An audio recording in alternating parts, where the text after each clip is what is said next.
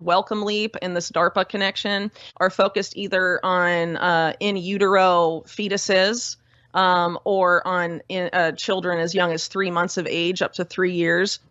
The goal of that particular program is to map an infant's brain, create what they call an in silico model of a developing child's brain, and then develop what they refer to as interventions to ensure that essentially all children are, cognitively homogenous, which is a very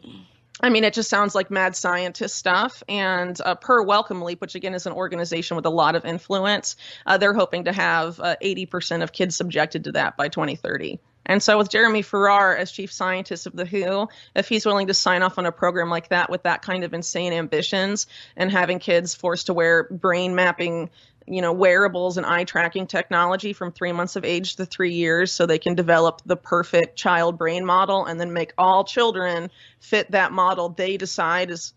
scientifically perfect or whatever, again, with the help of AI algorithms. It's just like something out of Aldous Huxley's Brave New World. The Wellcome Trust has a lot of ties back to Aldous Huxley's brother, oddly enough, who was president of the British Eugenics Society,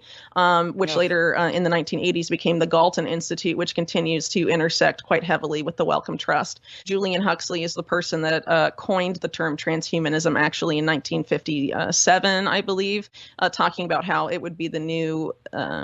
phase of eugenics, essentially, would come to be the merging of man with machine. And he was a director general of UNESCO, again at the UN, and talked about we need to find a way